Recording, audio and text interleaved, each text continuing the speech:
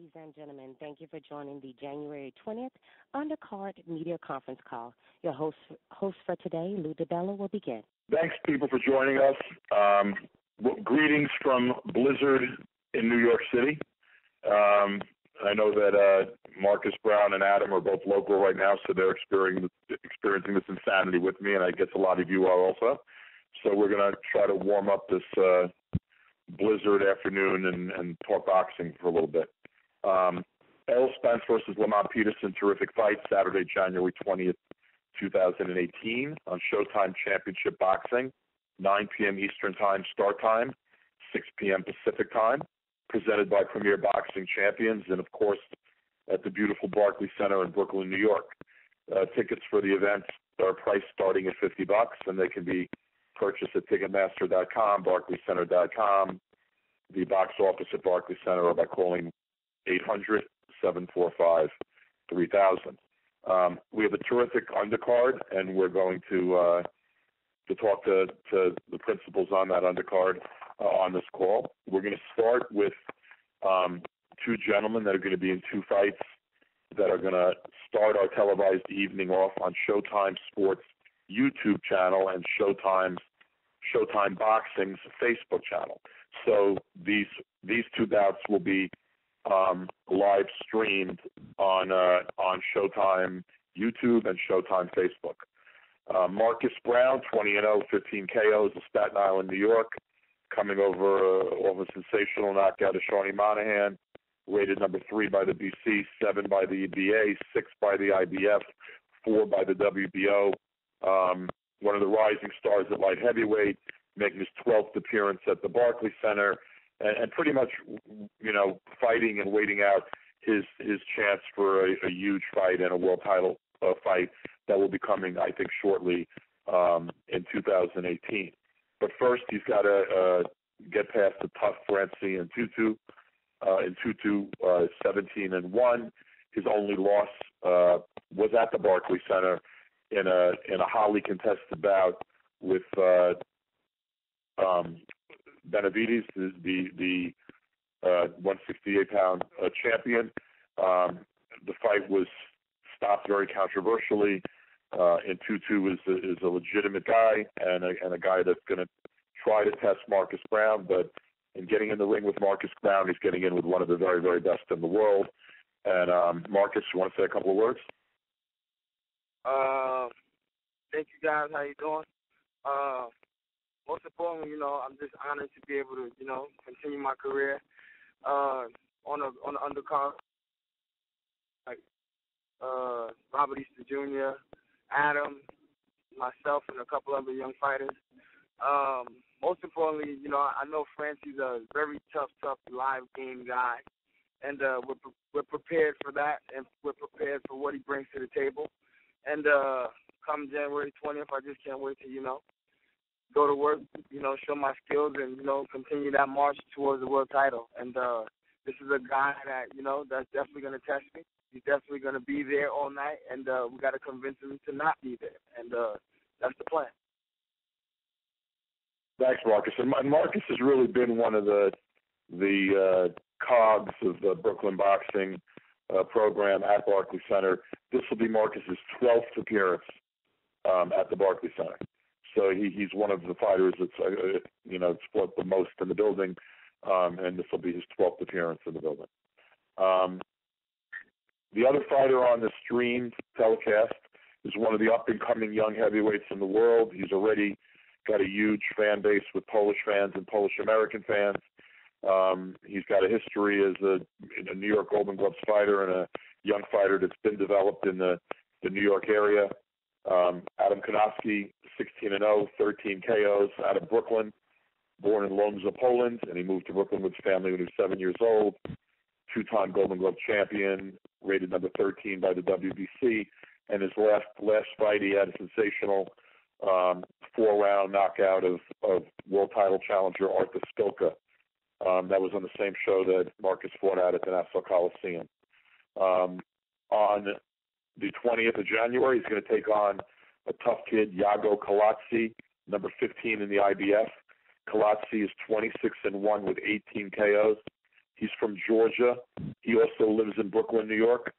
Kownacki is trained by the illustrious Joe Goosen, and Joe's trained, I think, Kownacki for his last 3 or 4 fights, and this is really another step in the road for Adam toward a heavyweight championship opportunity. So, Adam?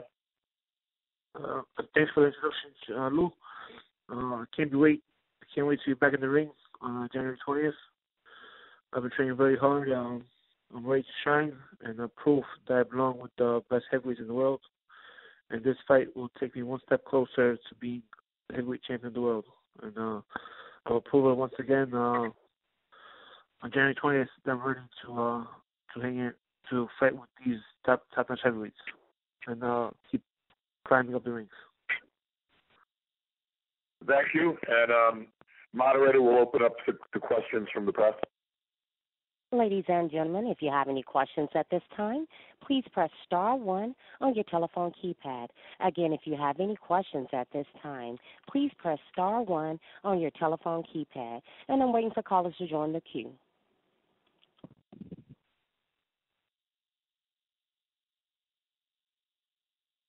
Our first question is going to come from Keith Eidick from BoxingScene.com. Please go ahead.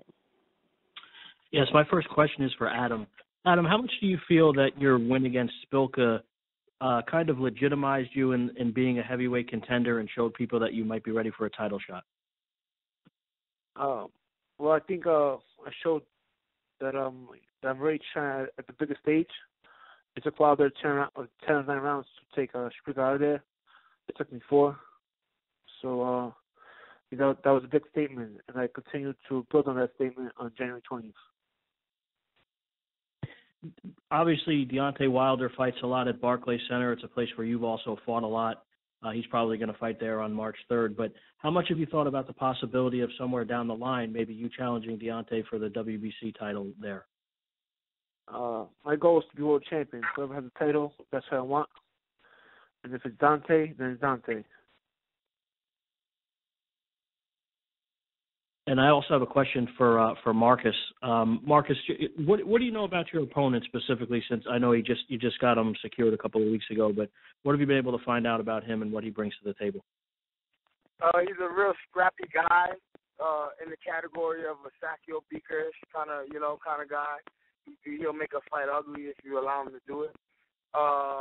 Another thing is he throws a high volume of punches, and he's real crafty. He may look, he may not look like what he seems in the ring on tape. You know what I'm saying? So I'm just prepared and ready for whatever he brings that night, and I'm just ready to implement our game plan that we have in order and to break him down. Marcus, you obviously had a very good 2017 with some spectacular wins on your record. How important is it for you to kind of start this year off in a similar way and build toward a title shot later in the year? Well, super important because at the end of the day, this is the first, actual big card, of the year, and I gotta put the light heavyweights out there on notice that that I'm here and I'm not playing. Marcus, is there one? I know the titles are kind of spread around in the light heavyweight division. Is there one guy more than the other that you want to fight, or is it just whoever gives you the opportunity to fight for the title? Nah, no one guy more than the other. I'm just ready and willing and waiting my turn for whoever I get the chance at fighting. And I have no picks. I ain't got no favorites right now. It is what it is. I'm at the point where it's either get 8 and I'm ready to eat. Hey, Lou, can you speak on how far Marcus has come and maybe where he's now in position to get a title shot later this year? I mean, I think when you look at first of all, you look at the light heavyweight division, and there's a tremendous demand for quality contenders, guys capable of taking on the top of the division. It's sort of a division that's got it's a little bit heavy at the top, and there aren't a lot of Marcus Brownes. I mean, Marcus is one of the elite prospects in the division, but he's past the point of prospect. He's really at the point of contender right now, just waiting for the biggest fight out there to materialize. There's some big light heavyweight fights on the horizon. Some of them I think will be announced fairly soon, and I think in 2018, Marcus is going to get that huge opportunity, and he deserves it because he's really in that handful of top guys. And there's some. Look, they're the champions, and there's like a handful of other guys out there, and those guys are all going to be competing in the next year, and Marcus is going to get that opportunity. He's also a professional. He knows he has to take care of business on January 20th, and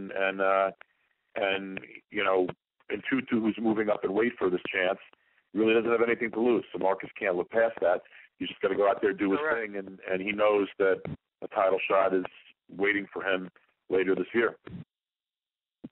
And Lou, I just have one last question for you. Can you speak on what Adam showed in the Spilka fight, especially getting rid of him the way that he did, and maybe kind of opening some people's eyes in that fight? Look, Adam does. I love Adam as a fighter. I've always loved Adam as a fighter. He's a tremendously skilled boxer for heavyweight. He doesn't. His natural build is not like King Kong. So people look at him and they tend to underestimate him. But what he has is everything: movement, speed, power, boxing skills. This guy's a legitimate heavyweight contender. Not only just a prospect. He's a legitimate heavyweight contender, and he showed that when he wiped out Spilka. He didn't just beat Spilka; he destroyed Spilka. No one expected that kind of victory. Arthur was a perennial, top 10, 15 kind of guy in recent years, and a guy that everyone viewed as a tough, rugged, heavyweight. Certainly a huge test for a young heavyweight. I mean, Adam didn't only pass the test; Adam blew him out of the ring. So, in my mind, a couple of more performances like that, just keeping the winning track he's on, is going to earn Adam a shot at a world title, particularly with the huge following he has in the Polish and Polish American communities, and the number of people he can bring out when he does eventually challenge for a title, particularly if that bout takes place at the Barclays Center. Great. Thanks, Lou. Thanks a lot, guys. Our next question is going to come from John Cutney from Sunday Puncher Boxing. Please go ahead. Okay.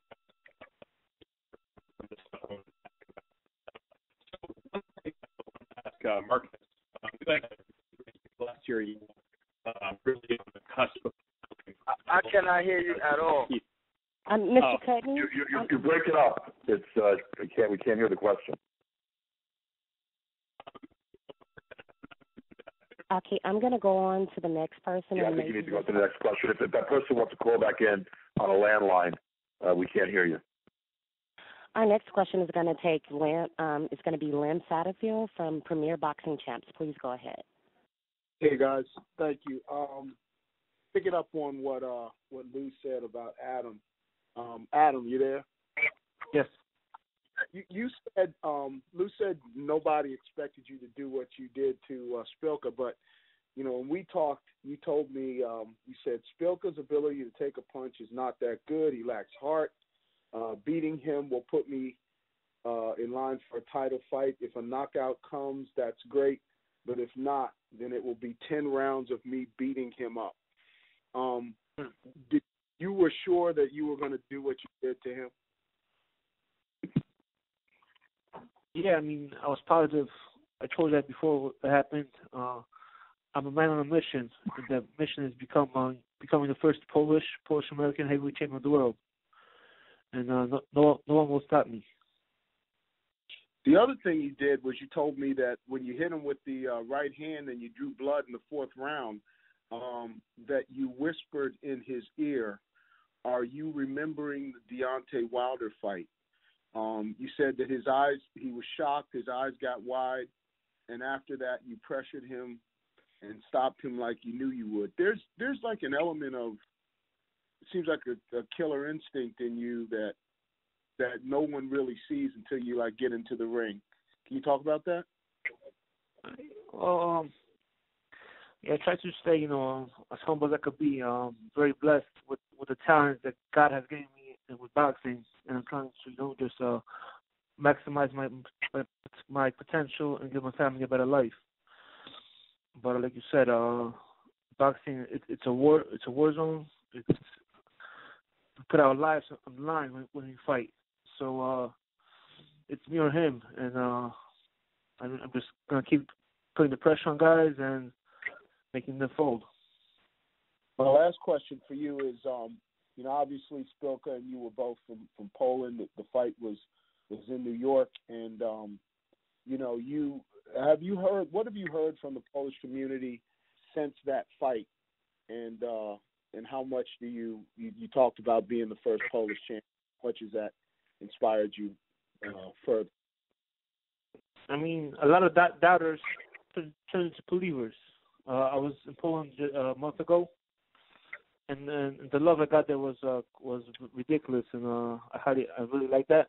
But that's just one step. I mean, you gotta keep working hard, keep training hard, and the goal is being a world champion, not beating Artur Szpilka. So I'm very focused on Iago Kilazev right now, and I have to pass this next test on January 20th, and on my way to become world champion.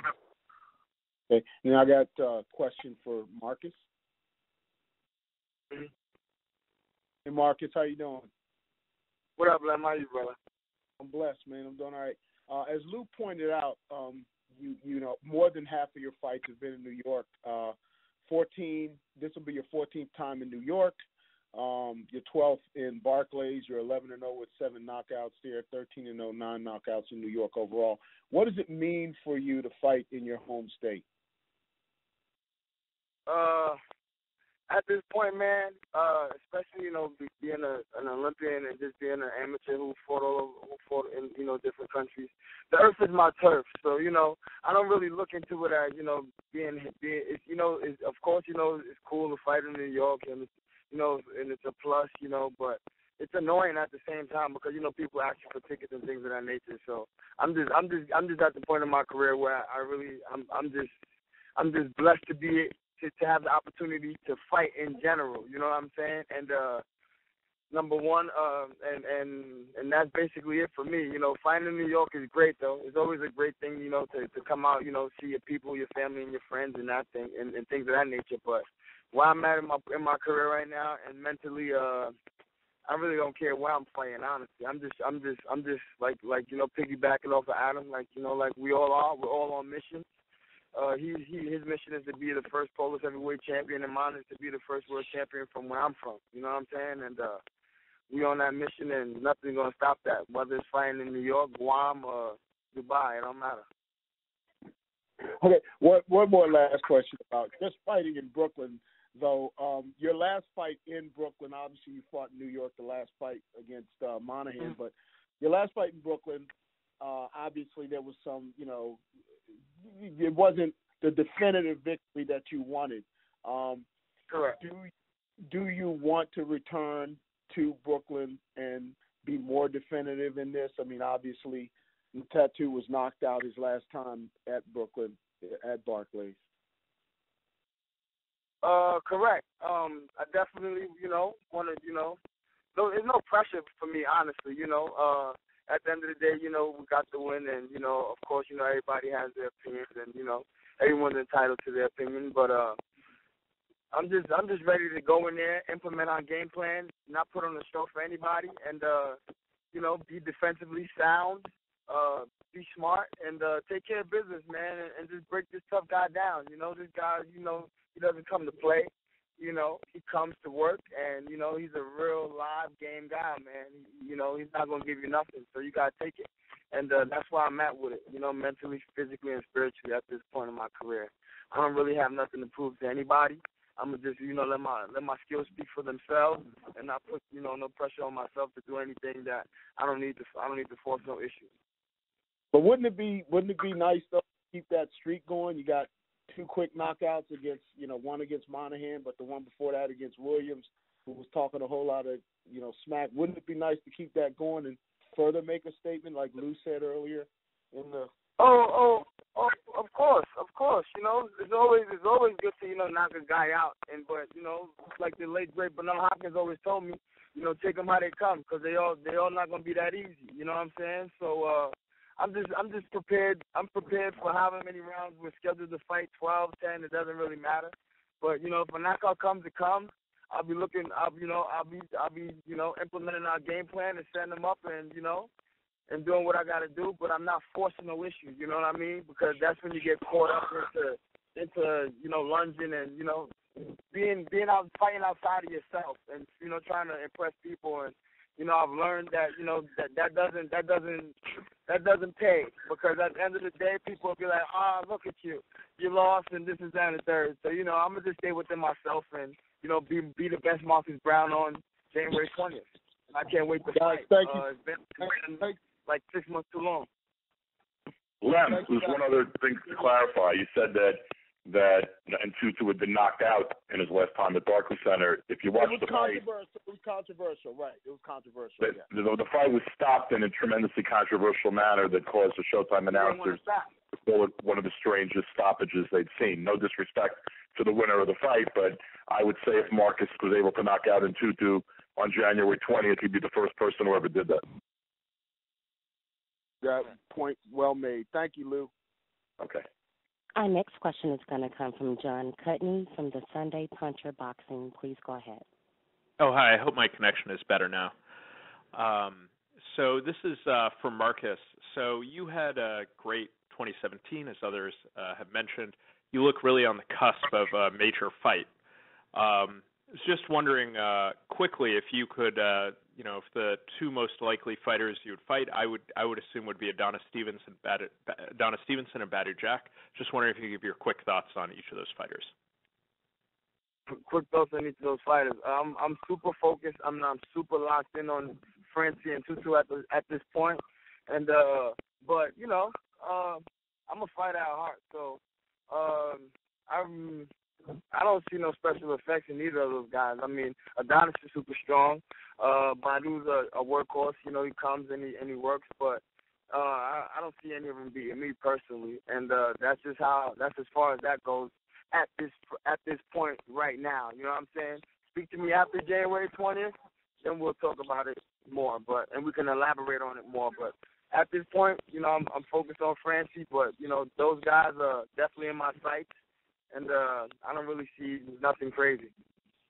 Okay, thanks a lot. Good luck on fight night. Thank you, boss. And our last question is going to come from Eddie Goldman from No Holds Barred. Please go ahead.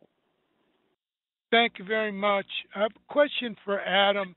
In your last fight against Spielka, you not only stopped him faster than Deontay Wilder, but you stopped his movement and you came in a lot lighter at weight than you had been for several years. Can you talk about what we can expect in the fight with Kownacki? Kownacki had been a cruiserweight up until a few years ago. How will the weight? How will that affect your weight, and what can we expect for this fight? Like you said, Diego was a cruiserweight, so, and I'm a real heavyweight, so he will feel the difference in size. I'm planning to be around 250 come fight day. I'm in great shape, though. I'm already sparring 10 rounds. I'm putting great work with a lot of great guys. I'm going to have Brian Jennings come next week to help with the sparring. And I'm ready to do what I did to Spielka, get another W and keep proving myself. Adam, where do you think you are in the heavyweight division? Because this year we're going to see a lot of talk of various title fights, maybe unification fights and all of that. Where are you in the picture, and what's your timeline for getting a title shot? I'm on top. It's just a matter of time to get all the hardware. And that's where my mindset is at. I think I'm the best heavyweight fighter. It's going to take fight after fight to prove it, And Diego has it coming on January 20th. Do you want to make a prediction for that fight with Kownacki? Listen, like I always say, if it doesn't go, if I don't knock him out, he's gonna take a punishment for 10 rounds. Okay, thank you. Good luck in the fight. Thank you, sir. That was the last question for this section. Well, thank you, Marcus. Thank you, Adam. Good luck to both of you on your fights on January 20th, and I'll look forward to seeing you fight week. All right, see you then. Thank you. All right, see you guys. Thank you. And press, stay on the line because we're going to pick up the Robert Easter versus Javier Fortuna IBF lightweight championship fight in just a moment. Hey, Robert, can you hear us? Yeah, I can hear you guys. Hey, Robert. Is Javier on the phone? We're working on that right now. We can get started with Robert. So let's start with Robert. The IBF lightweight champion, 20-0, 14 KOs. Proudly represents Toledo, Ohio, where he's got a huge following, and a lot of his fans travel. So, Robert, I know we're going to see a lot of your homeboys from Toledo going to be there at the Barclays Center on January 20th. This is his return to the Barclays Center for the first time since his fifth pro fight in 2013. He won the IBF lightweight title in September 16 in a terrific fight against a very talented Richard Comey. He defended that belt twice by unanimous decision since then. Trained by his dad, Robert Sr., and he was a U.S. Olympic team alternate in 2012. The IBF lightweight champion of the world and one of the best young fighters in the world, Robert Easter. Hey, how's it going? Say a few words to the press. You said what? How do you feel about this fight that's coming up with Fortuna, and are you looking forward to coming back to Brooklyn and Showtime Boxing? It's always a pleasure to fight in Brooklyn, in front of my fans on the East Coast. I have a big fan base out there, and, you're going to expect the fame or even greater in this fight for me. Another victory. It may come knockout. It may come a knockout. I'm not saying it's going to even go the distance.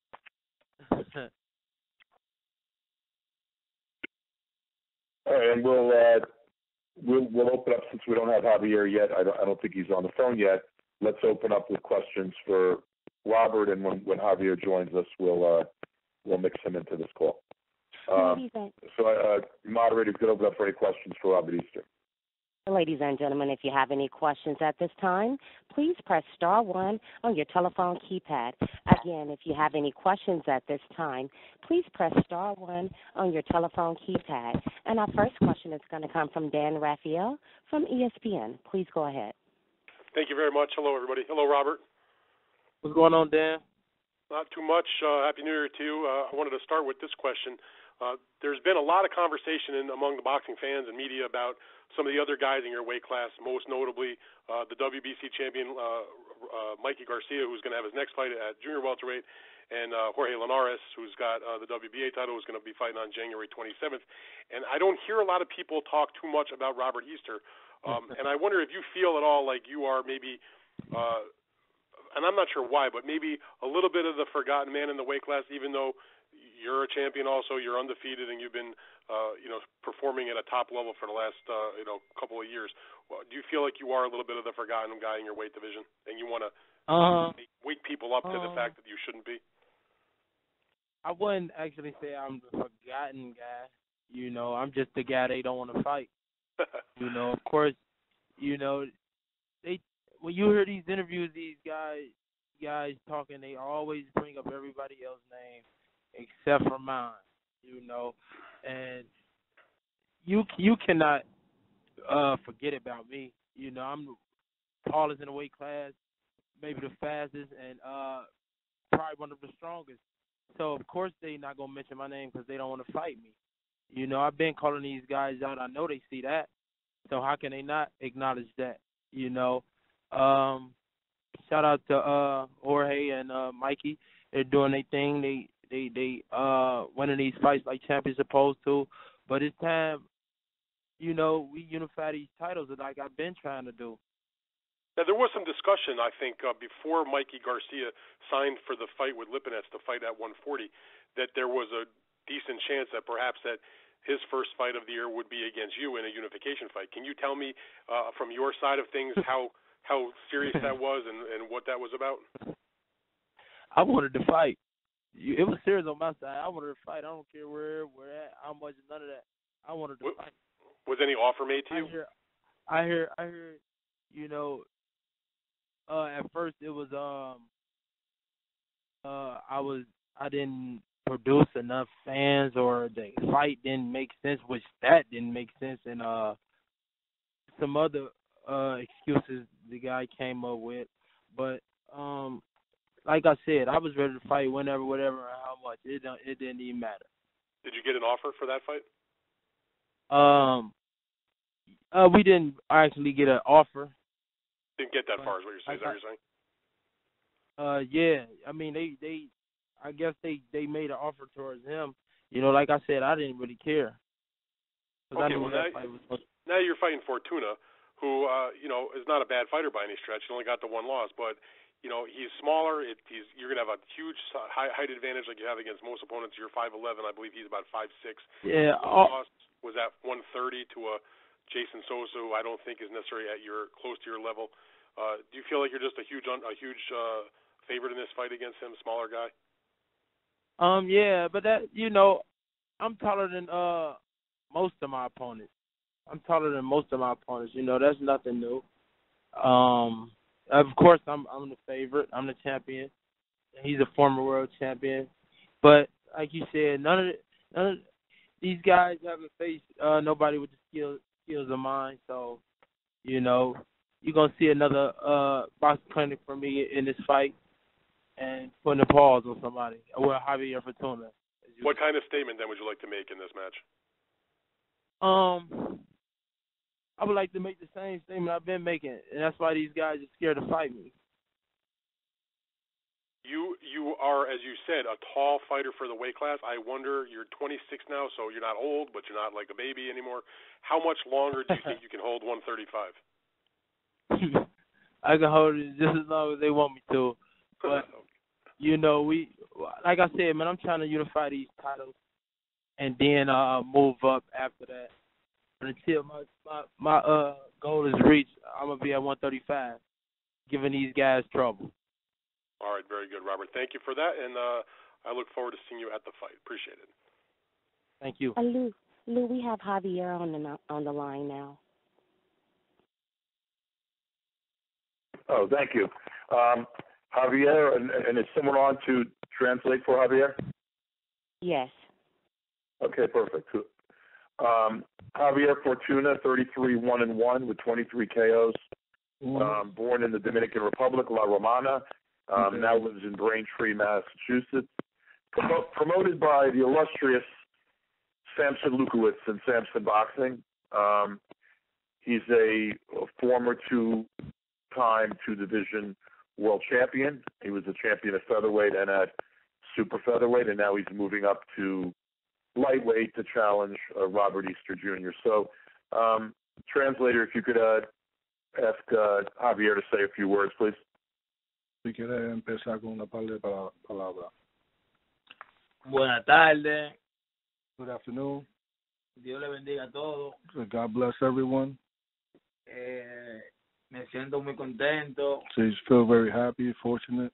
Y orgulloso de que Robert Easter me dé la oportunidad. Very fortunate that Robert Easter gave him the opportunity de pelear por el título mundial. to fight for the world title. Siendo él el campeón. Siendo él he's being that he's the world champion. Pero que hasta ese día será siendo el campeón. Nevertheless, it will be the end of his reign. Lo siento porque él es un campeón y tiene So su título. I know he has his fans. He's a champion. Pero yo tengo mi meta que todos los obstáculos tengan But por medio y lo voy a romper. my goal is to become world champion again. Thank you, and moderator, we can open up again to questions for either fighter from the press. Our next question is going to come from Nick Petrovorik from Toledo Blade. Hey, Robert, how you doing? All right, yourself? I'm doing really well, man. Last time I talked to you, you were mentioning that, you kind of wanted, now that you have one belt at lightweight, you kind of wanted to go get some of the other ones. If you win this fight here against Fortuna, do you think it's realistic that some of the other guys will give you the chance? When I win this fight, like I said, I don't know. I've been calling these guys out for a while, and it's kind of up to them. You know, I've been sitting back, taking these mandatory fights and fights that really don't make sense like unifying the titles would. But you know, hopefully we can. You know, all the champions meet up and fight. So that when I win this fight, hopefully. And if you aren't going to get the chance to fight one of the other 135 guys, is it possible that you go up to 140 for your next fight? I don't know. We're gonna sit back and talk to my camp, and we're gonna see what's the best move after that. Okay. And looking at Fortuna, obviously a lefty, is there anything that you have to do training-wise or that you have done training-wise in preparation for him? No. You know, I've been facing left-handers my whole career, amateur and pro. You know, you just have to make a few adjustments. You know, that's what professionals do when they get in the ring. That's why I really don't study tapes or nothing because, you know, they might not fight you the same as what they fought the last person or, you know, how they fought an orthodox fighter. So it's all about making adjustments once you get in that ring. Whenever I'm in the gym, I always give it 110%, and I always train until I ain't got no more left in the gym. When you're looking at this fight going into it, what's the thing that more than anything else, that you want to gain from fighting Fortuna?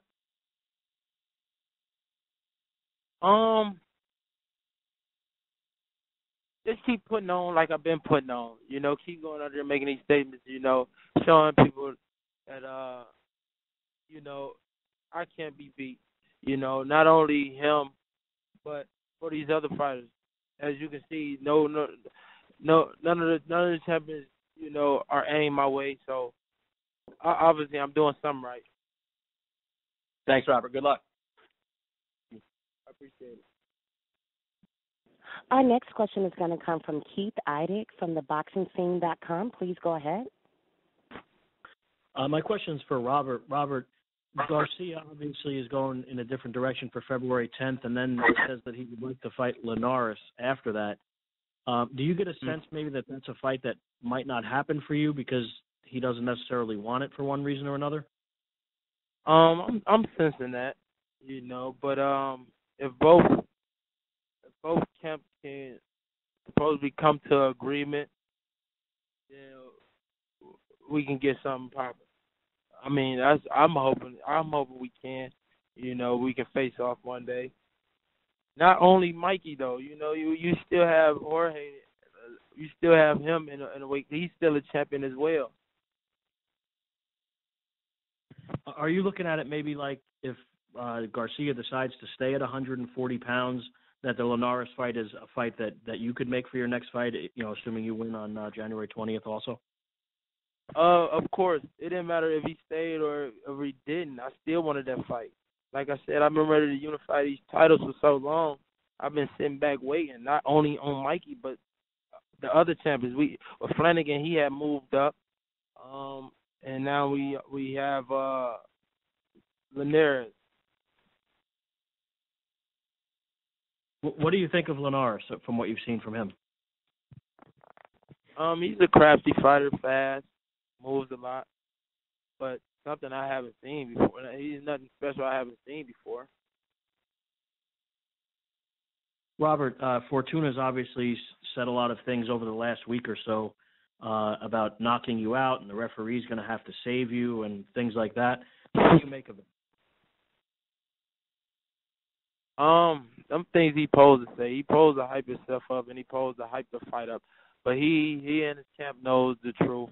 They know the real. They know what they getting themselves into. You know, I don't really have to trash talk. You know, my work is done in the ring, and June 20th, we all gonna see that. Thanks, Robert. I also have a question for Javier. Can you ask him what he thinks about Easter and why he thinks it's a fight that he'll be able to win by knockout? Maybe some of the flaws or whatever he feels are weaknesses that Robert has. o yo pienso que Istel es un boxeador grande, que se va a mi conveniencia. So of course he's a tall fighter, but he also sees it very convenient to him. Y he notado en él que él no va a poder aguantar mi pegada. And he feels that he won't be able to hold his punches, the power of them. Porque en esta pelea vengo más duro que en todas. He said in this fight he'll come more focused than any other fight. Yo espero que él no tenga ninguna excusa, ni él ni su equipo. And he wants to tell him that hopefully, there's no excuses with him or his camp. He wants the best Easter that could possibly come to fight. Robert, what's your response to that? Like I said, he's supposed to talk.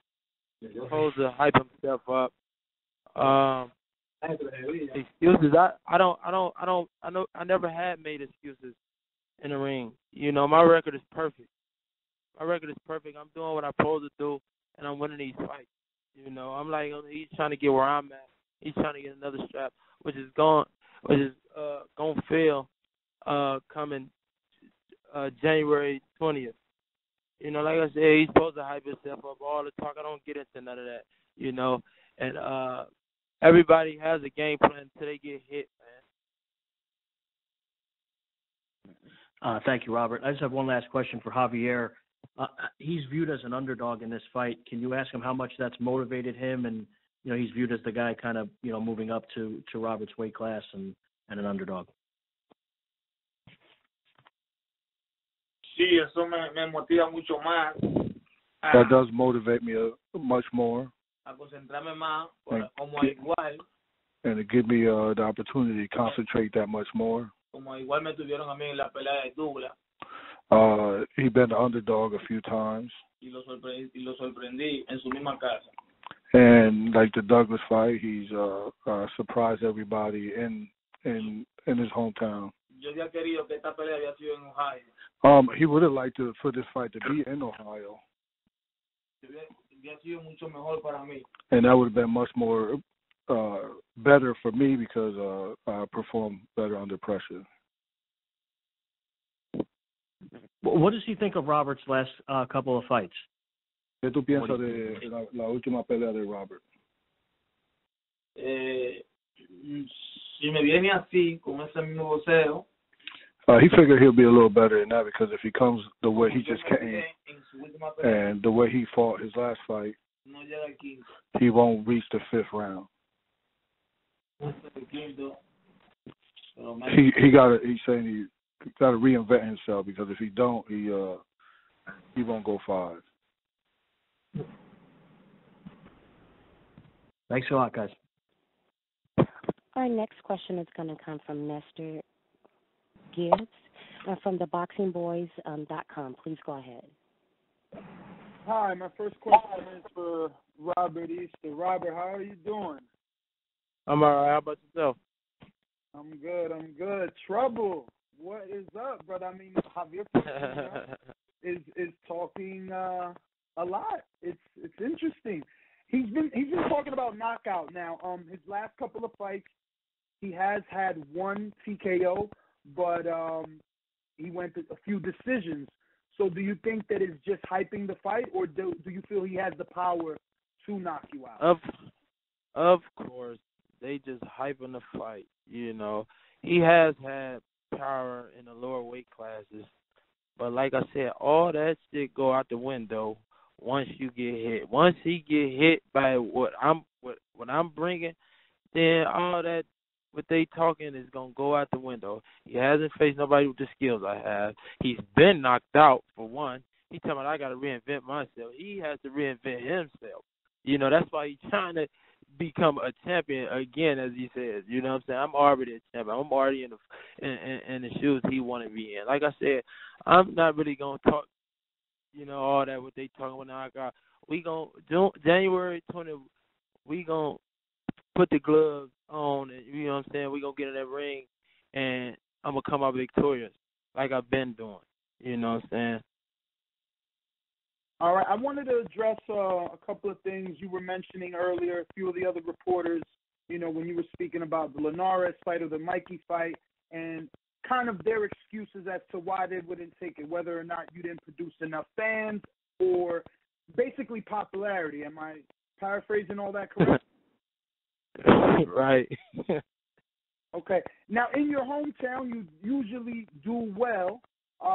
So do you feel that you can put together an offer to those other parties to bring the fight to your hometown where you are popular? I mean, that's just a lame excuse. You know what I'm saying? To not fight. I don't produce enough fans. What's his name? Limpinez? You know, no disrespect to him, but what? Come on now. Yeah, everybody knows that is not true. You know what I'm saying? I have fans all over.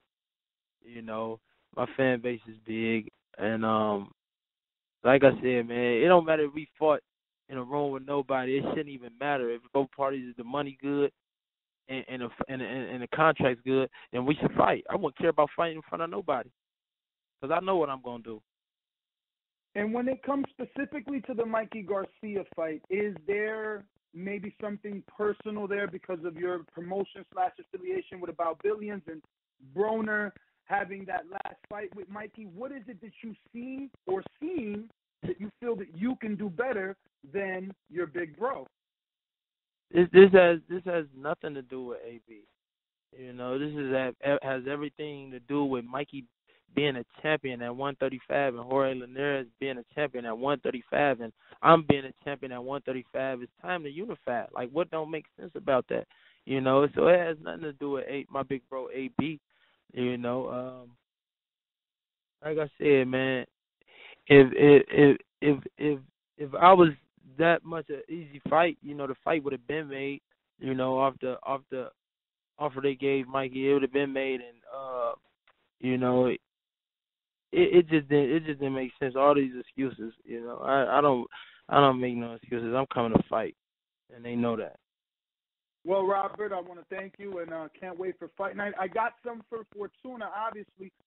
Hector, if you can just ask Fortuna if he feels that because there's so much chatter and pre-negotiations, you know, we heard rumors of Mikey versus Easter in the past, that maybe Robert is overlooking Fortuna, and he can capitalize on that.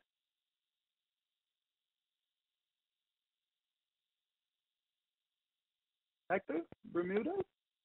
Yeah, I'm translating now. Yo.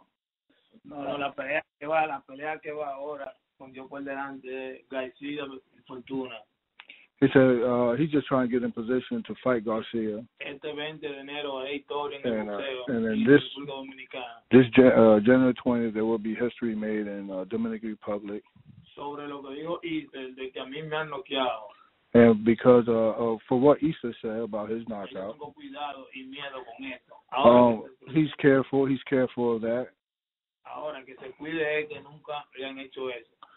Now he that never happened to him. He's been hurt, but that never happened to him. So he got to look out for that. Y que no tiene cuidado con eso. And you have to watch out for it.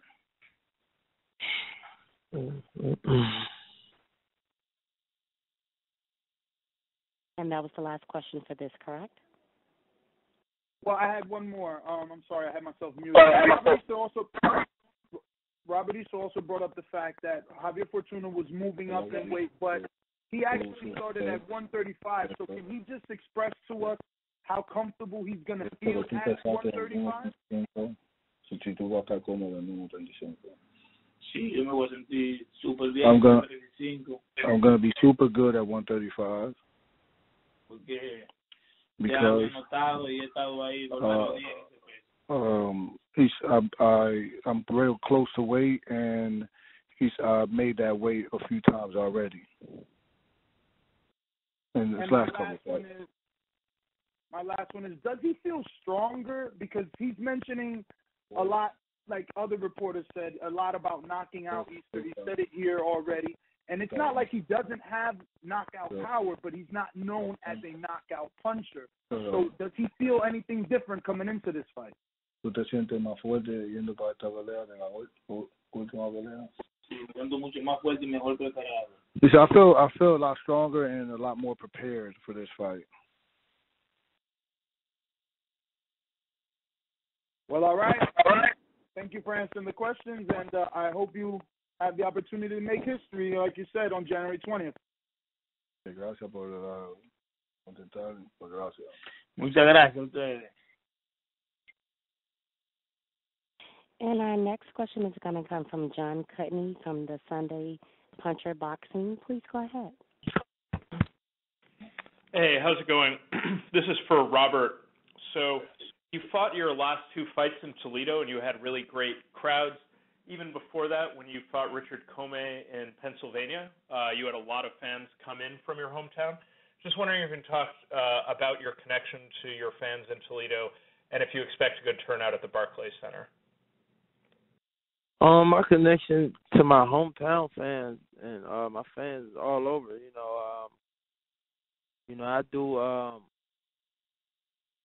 I do respond. I try to respond to almost each and every person. You know how hard that is, but I try. People be so amazed that I do say something back on Twitter or Instagram or Snapchat. All my fans is real, man, especially my hometown fans. They love traveling to see me fight, and because they know where I come from, and we all grew up together. I'm firsthand here. I'm the one of the only things they got that's still here. That's hands on with them. So they come and show support, mad love, and they always step out whenever they know I'm fighting. Great, thanks. So next question. So you had a really great knockout of Argenis Mendez in 2016, really one of the best knockouts of the year. Had people comparing you to Tommy Hearns. You had good offensive performances in your last 3 fights, but couldn't get a stoppage. So Javier is a very tough opponent, but I'm just wondering if you're gunning for a knockout, if you're motivated to try to get back on the knockout track. I see Sabakov was a tough opponent. Richard Comey was a tough opponent. Cruz was a tough opponent. All these guys are tough. All these guys are tough. And like I said, man, we preparing, we making adjustments in the ring, and if a knockout comes, it comes. I'm not gonna shoot for a knockout, but I know I'm gonna set something up to where I can knock him out. But like I said, if it comes, it comes. But ain't no way he gonna beat me. He know that. His camp know that. Too much skills and just is no way he can beat me. No way. Great. Thanks a lot. Good luck at the fight. This is a question now for Javier. So Robert Easter is a very tough fighter. He's at 135. I know you have fought heavier before. But just wondering what type of sparring you're doing in preparation for this. If you're fighting bigger guys, if so, what weight class they're coming from, because there really aren't many guys at 135 who are that tall. Because ¿en qué peso ellos están? Bueno, los boxeadores que me están ayudando a mí en el sparring. All the fighters that are helping me out in sparring. Y 40. They're 135, 140. Y están aquí mismo en el equipo mismo. And they're part of my team. Robert Easter puede tener todo tipo su boxeo, más boxeo que yo, que sé que no lo tiene, y su pegada, lo que sea, que no tiene más que yo nada de eso.